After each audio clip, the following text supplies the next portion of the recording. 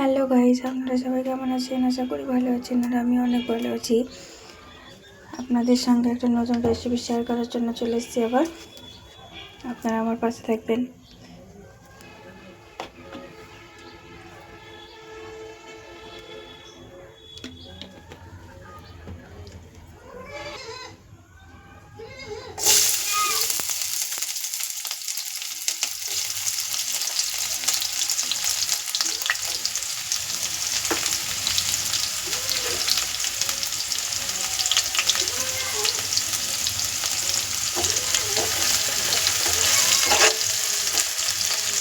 দিয়ে দিলাম পেঁয়াজ আর লঙ্কা।